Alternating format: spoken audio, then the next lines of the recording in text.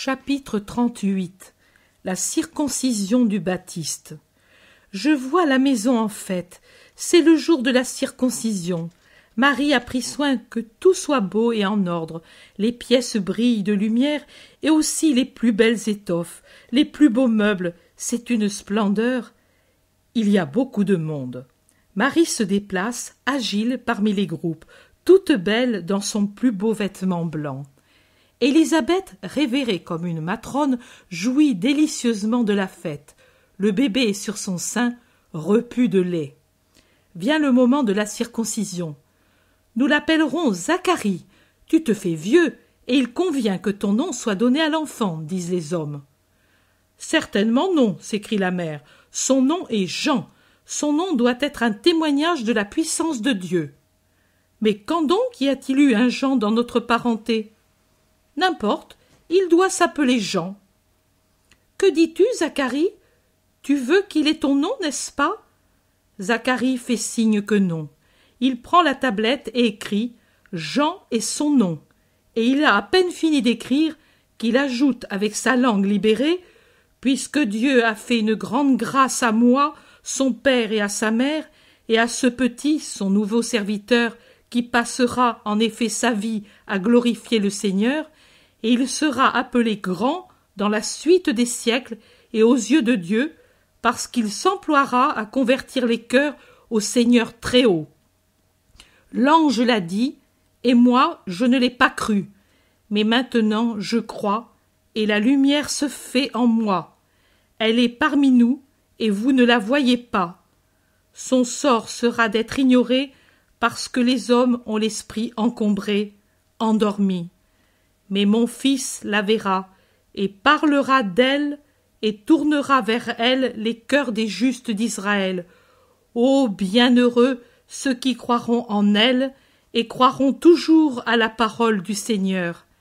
Et toi, sois béni, Seigneur éternel, Dieu d'Israël, parce que tu as visité et racheté ton peuple en lui suscitant un puissant sauveur dans la maison de David, son serviteur. Comme tu as promis par la bouche des saints prophètes, depuis les temps anciens, de nous délivrer de nos ennemis et des mains de ceux qui nous haïssent, pour exercer ta miséricorde envers nos pères et montrer que tu n'oublies pas ta sainte alliance.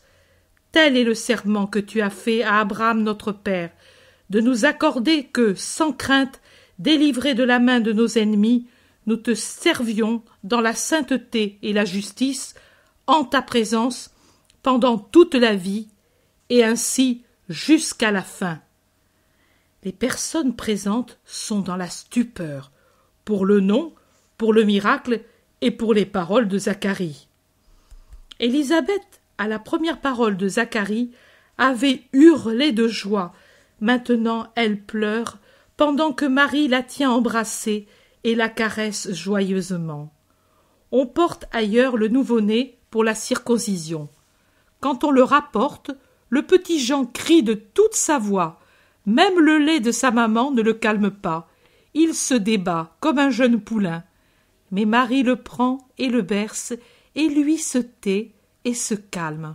« Mais regardez, dit Sarah, il ne se tait que lorsqu'elle le prend. » Les gens s'en vont lentement.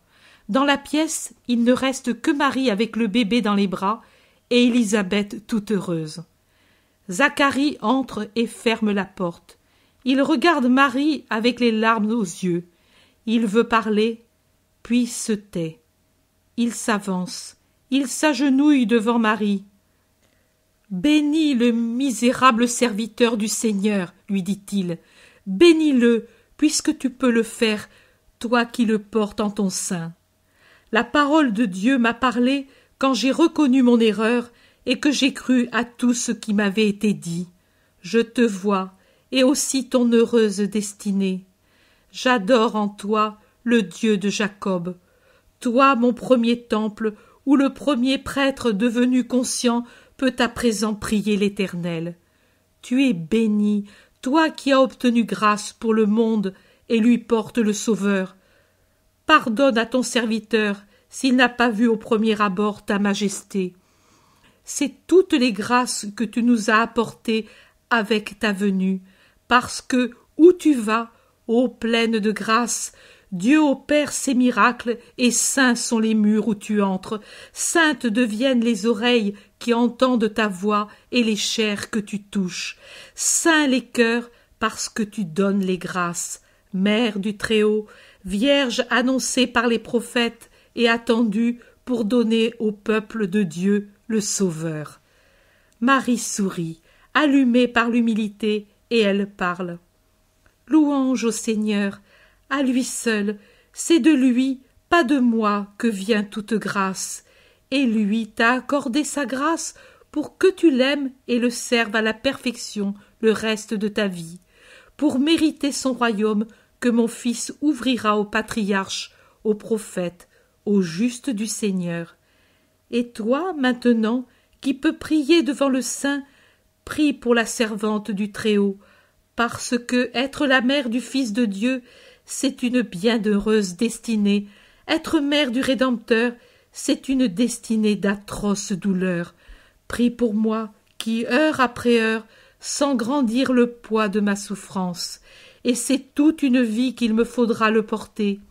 Et si je n'en vois pas les détails, je sens que ce sera un poids plus lourd que si sur mes épaules de femme se posait le monde, et que je dusse l'offrir au ciel. Moi seule, pauvre femme, mon enfant, mon fils. Ah, qu'à présent le tien ne pleure pas si je le berce. Mais pourrais-je, moi, bercer le mien pour calmer sa douleur? Prie pour moi, prêtre du Seigneur. Mon cœur tremble comme une fleur sous la bourrasque. Je regarde les hommes et je les aime, mais derrière leur visage, je vois apparaître l'ennemi qui en fait des ennemis de Dieu, de Jésus, mon Fils. La vision s'évanouit avec la vue de la pâleur de Marie, de ses larmes où brille son regard. Son regard.